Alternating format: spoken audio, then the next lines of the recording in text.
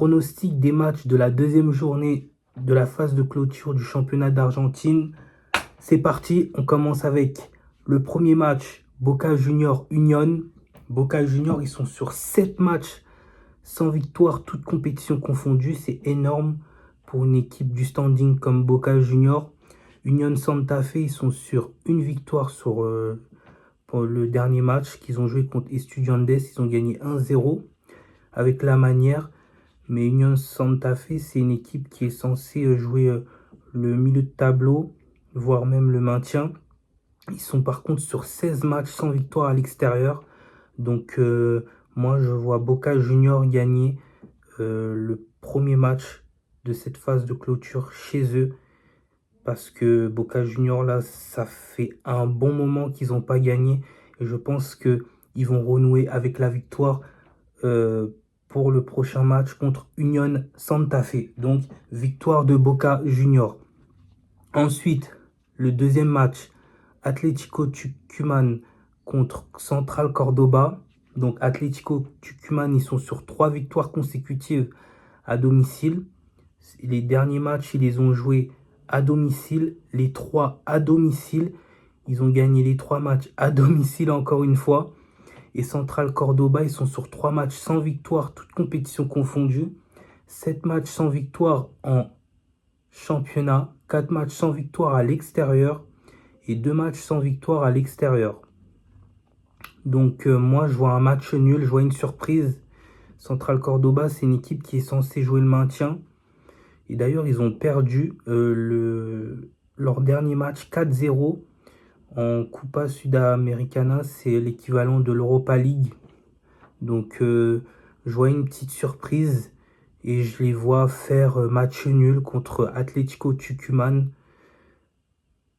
Ensuite, San Lorenzo contre Gimnasia La Plata. Donc, San Lorenzo, ils ont gagné le dernier match 2-1 contre Talleres. Ils sont par contre sur 2 matchs sans défaite. Toutes compétitions confondues, 2 matchs sans victoire à domicile.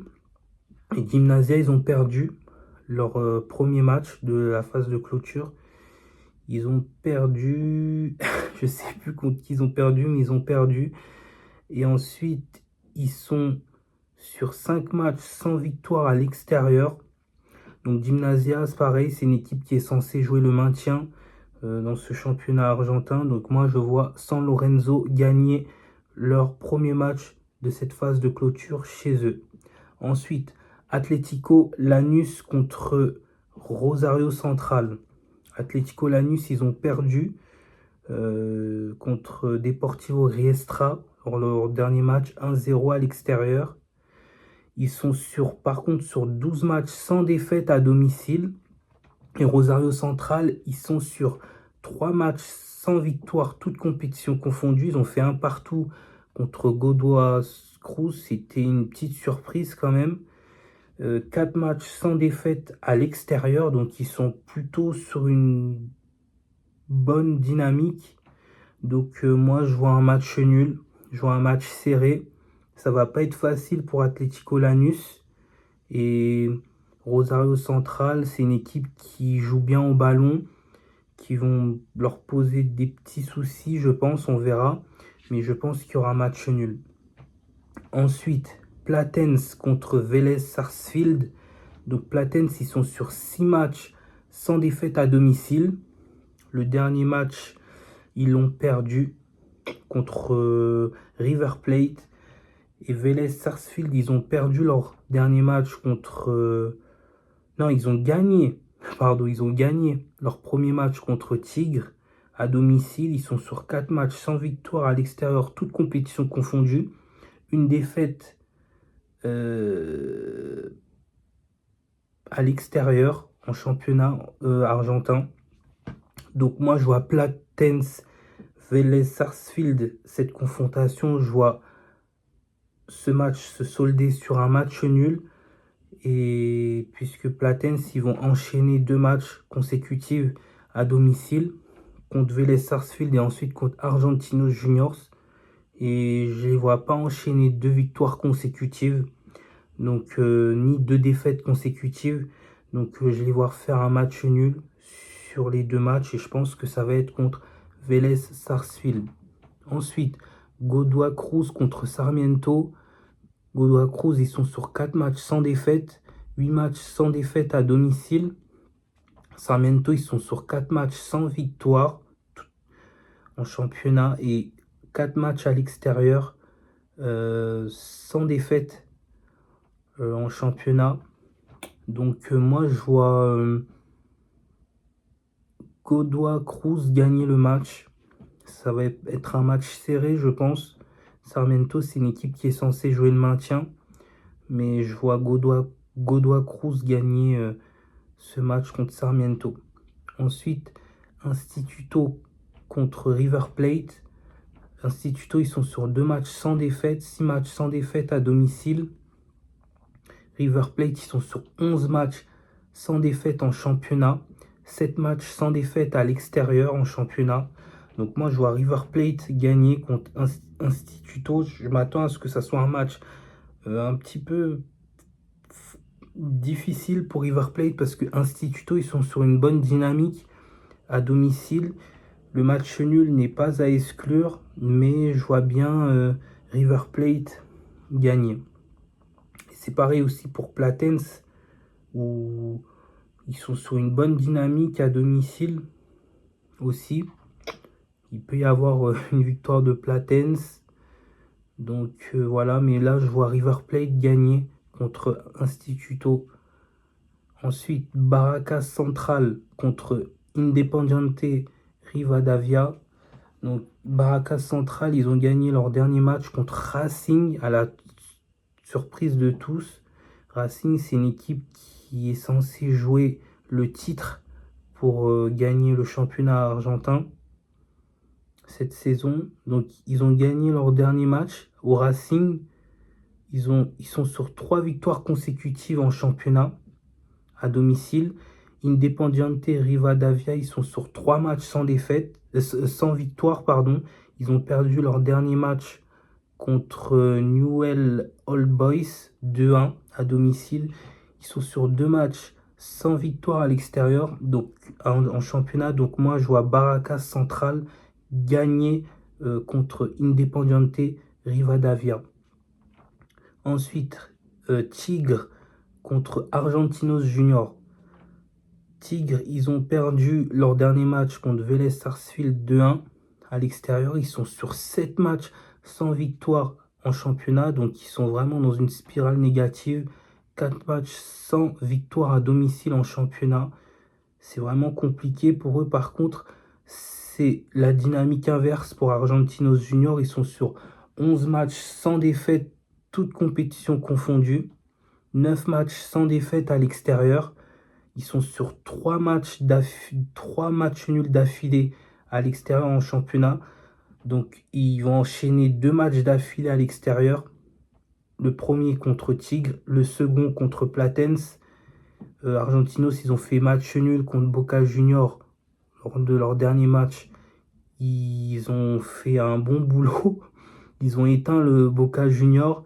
Ils ont eu la possession de balle, un minimum 60% de possession. Donc Boca Junior, ça a été très très compliqué pour eux. Argentinos Junior, c'est une équipe qui est joueuse, c'est une équipe qui est un prétendant pour gagner le titre du championnat argentin. Et sur les 2 matchs qu'ils vont jouer à l'extérieur, je pense qu'ils vont gagner au moins un match. Et je pense que ça va être celui-ci contre Tigre. Donc moi, je vois Argentinos Juniors gagner contre Tigre, même si le match nul n'est pas à exclure aussi. Newell's Old Boys contre Banfield. Donc, Newell's Old Boys, ils ont gagné leur dernier match contre Independiente Rivadavia. Ils ont gagné 2-1. Ils sont sur 2 victoires consécutives, toutes compétitions confondues. 5 matchs sans défaite à domicile. Donc, ils sont sur une spirale positive à domicile. Banfield, ils sont sur 8 matchs sans victoire à l'extérieur. 2 matchs sans victoire. Donc, ils ont fait match nul contre Defensa y Justicia. Donc, moi, je vois Newell's Old Boys gagner contre Banfield. Ensuite, on va enchaîner Belgrano contre Racing. Belgrano, ils sont sur 6 matchs sans victoire. Non, sans défaite, pardon.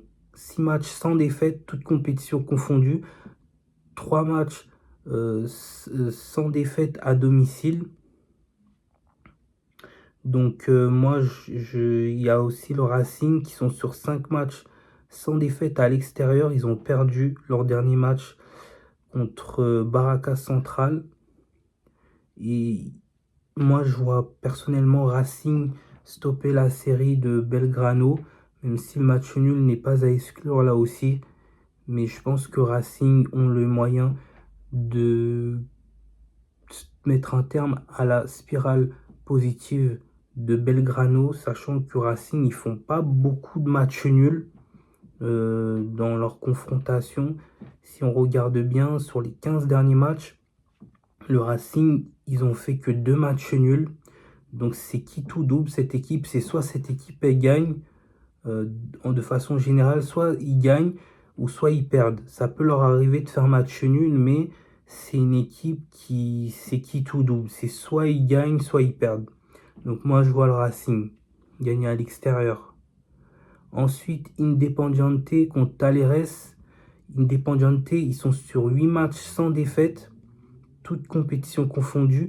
27 matchs sans défaite à domicile, donc ils sont sur une très très bonne spirale à domicile. Talleres, ils sont sur 2 défaites d'affilée, toutes compétitions confondues. Ils ont perdu leur dernier match contre San Lorenzo. Ils sont sur 4 défaites d'affilée en championnat. Donc moi, je vois Independiente gagner, même si, attention, Talleres, c'est une équipe qui n'est pas censée jouer le maintien. Donc ils sont sur une très très mauvaise dynamique. Donc attention, le match nul n'est pas à exclure, mais je vois Independiente gagner à domicile. Ensuite, Estudiantes contre Huracan. Estudiantes, ils sont sur 3 matchs sans défaite, toutes compétitions confondues. 10 matchs sans victoire en championnat. Donc, ils sont sur une très très mauvaise dynamique. C'est une équipe qui est censée jouer le milieu de tableau, voire le haut de tableau. Et Huracan, c'est pareil. Ce sont 2 équipes similaires qui sont censées jouer un petit peu le haut du tableau, mais pas trop non plus. Ils sont sur 3 matchs sans victoire, toutes compétitions confondues, et 3 matchs sans victoire en championnat. Huracan, ils ont perdu leur premier match à domicile. Donc, moi je pense qu'ils vont se neutraliser. Ces 2 équipes qui ont un niveau proche, qui ont un niveau similaire.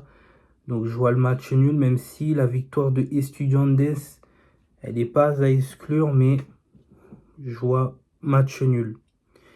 Et ensuite, San Martin contre Deportivo Riestra. Donc San Martin, c'est une équipe qui est censée jouer le maintien. C'est une équipe qui est censée rester en bas. Donc c'est une équipe qui est censée rester dans le trou. La preuve, ils sont sur 4 défaites d'affilée. 3 défaites d'affilée en championnat. Deportivo Riestra, ils ont gagné leur dernier match contre l'Atlético Lanús. Ils sont sur 2 matchs sans victoire à l'extérieur par contre. Mais Deportivo Riestra, c'est une équipe qui défend très bien. Moi, comme ça, j'aurais dit victoire de Deportivo Riestra, mais je vois une petite surprise. De base, ce sont 2 équipes qui sont proches. Ce sont 2 équipes qui sont censées jouer le maintien, mais Deportivo Riestra, c'est une équipe qui a beaucoup de ressources mentales et c'est une équipe qui est solide, qui défend bien. Mais je pense que San Martin, ils vont accrocher Deportivo Riestra, ils vont faire match nul. Ils sont sur 4 défaites d'affilée. Et moi, je pense que le prochain match, d'ailleurs, ça va être contre Rosario Central à Rosario Central. Et je pense qu'ils vont se faire éteindre par Rosario Central là-bas. Donc, 6 défaites d'affilée, c'est possible. Mais je pense que là, ils vont prendre un point. Et que Deportivo Riestra, ils vont faire match nul. Et d'ailleurs, San Martin, sur les 2 derniers matchs en championnat, D'ailleurs, le dernier match, ils ont perdu, mais ils ont perdu dans le temps additionnel. Et franchement, le match nul, ça aurait pas été immérité. Mais malheureusement, ils ont perdu contre l'Atlético Tucumán. Donc voilà, moi je vois personnellement un match nul pour ce match. Ensuite, Defensa y Justicia contre Aldosivi. Moi je vois Defensa y Justicia gagner malgré leur dynamique négative. Ils sont sur une spirale qui est très très très sombre, très très négative. 15 matchs sans victoire, toutes compétitions confondues. Aldosivi, ils sont sur 4 matchs sans défaite, toutes compétitions confondues. Ils ont fait un match nul lors de leur dernier match chez eux, 0-0. Donc sur les deux derniers matchs nuls, ils ont gagné. Ça fait beaucoup pour une équipe comme Aldosivi. C'est une équipe qui est censée jouer le maintien. Ils sont sur une grosse dynamique positive pour une équipe comme Aldosivi. Et Defensa y Justicia, c'est une équipe qui est censée jouer le milieu de tableau, voire un petit peu le haut de tableau. Donc moi, je vois Defensa y Justicia gagner chez eux et mettre un terme à cette spirale négative. Donc voilà, c'était mes pronostics pour la seconde journée du championnat argentin de la phase de clôture.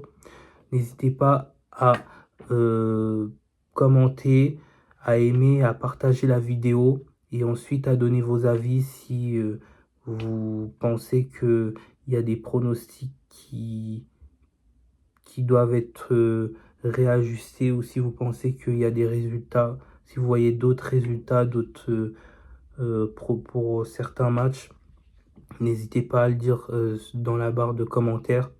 Et on se retrouve pour une prochaine vidéo pour la troisième journée du championnat argentin pour la phase de clôture.